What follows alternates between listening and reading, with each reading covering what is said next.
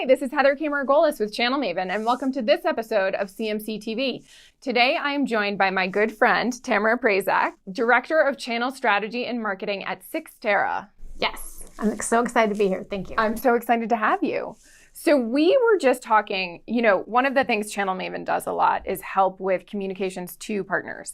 And the biggest challenge today, so a decade ago, it used to be similar types of partners. We could segment by role, but now you're dealing with so many different types of partners and different sizes of partners. And that really means you have to completely segment very differently your communications. Right. Let's talk a little bit about that. Well, very similar to how, companies are approaching customers, you want to segment your partners. And at Cyxtera, we have cybersecurity solution partners, we have co-location and, infrastructure on demand partners, and they're not all the same. And so you don't want to speak to them in the same voice or in the same manner. So like you and I have talked about, you want to segment out. And similar, again, on the customer side, it's like roles and responsibilities. But with your partners, you want to look at it not only from a solution set, but also, as a provider, like every company out there, we have hundreds and thousands of partners. Right. But where are you really getting your production? Because you don't want to treat everybody all the same. You want to make sure, are you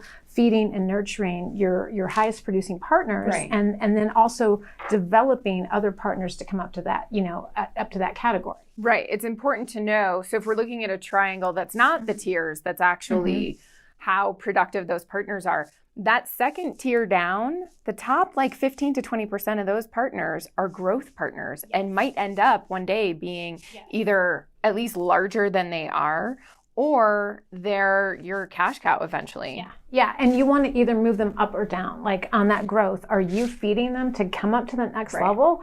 Or do they need to be moved down to a more opportunistic partner? And again, there's nothing wrong with having opportunistic partners. Everybody has them. And those are ones you want to touch and have air cover and, communication. Stay top of mind. Yes, exactly. But your other ones, it's the feeding and nurturing and caring for. And I like to look at the partner engagement journey similar to the customer engagement journey, where you're taking them from awareness, engagement, all the way up to hopefully eventually evangelism. But again, you can't treat everybody the same and get them through that journey. You've got to figure out who they are. And then again, like you said, we treat them differently. So you can move them up or down and treat them accordingly. Well, and I feel like it's also important that they are getting communicated to the way they want to be. So I once ran a workshop where we talked about all the different ways you can communicate to partners today. So now there's LinkedIn and Twitter and Insta and social in general, and then thought leadership versus about you. And someone raised their hand and said, okay, great. Now that we're adding this to our plate, what can come off our plate? Right. And unfortunately, there really isn't. Yes, you're doing more, but it's because some of your partners want to be on LinkedIn, and some of your partners want to get an email from you, and some of your partners still want a text message or a phone call from their CAM. Right. And again, that goes into, like we've talked about before too, that's the relationship piece of the partnering. And you need to have an omni communication.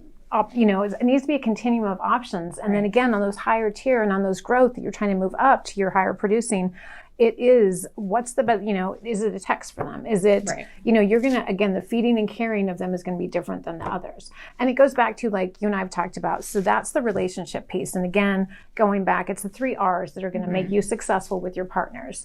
Relevance is what you are doing relevant to their business. And they have thousands of providers out there they can work with. So how are you relevant? And role-based, right? So relevance based on their roles. So relevance to a salesperson is totally different than relevance to a technical person. Absolutely. So you want to be treating their engineering and their sales engineer and that staff and their marketing staff different than their sales staff. And then additionally, so that's the first R is then, the relevance, and we've talked about relationship.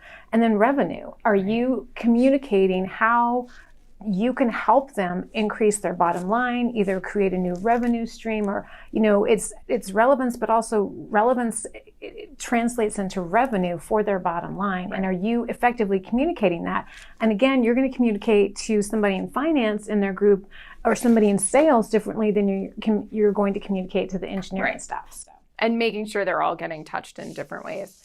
So we also talk sometimes about as we're building those relationships with partners, a lot of times folks in our sales departments especially when I worked at EMC, we were so focused on the quarter.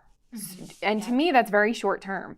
From a communication standpoint, you really have to look long term. And just because a partner's not, oh, you're communicating to me differently, now I'm going to act totally differently and I've bought into your channel.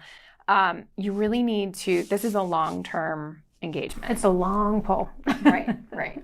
Yeah, and it's not going to happen overnight. Oh, we've done this and boom, like they're going to be knocking down the door. Right. No, I mean, it's a long term because it's a consistent drumbeat of communication over time. And again, the biggest competition for a provider is the sum of all their competitors. Right. Because again, you're competing with thousands of other providers out there. So you have to have a consistent drumbeat of communication and again, relevance to their roles and what they want to hear. And it also could be that you give them a message that it doesn't resonate until later. Right. And like going back to the segmentation we talked about, it's not only the quantitative and how are they performing with you, but also the qualitative. Who is investing or setting up a whole practice that your solution fits into? Right. Are they doubling down? Or that, where are the qualitative factors that should go into the segmentation in addition to the quantitative performance factors? And that's staying top of mind. If you stay top of mind, they don't need you today, they don't need you today. And then in 18 months, all of a sudden, they remember something that you sent them and they go back and look. And that's so incredibly important.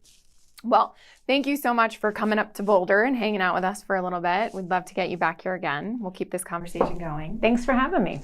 And thanks all of you so much for tuning in. Again, this is Heather K. Margolis at Channel Maven, and be sure to hashtag CMCtv. If you're looking for Tamara, you can find her on LinkedIn. You want to spell your first and last name?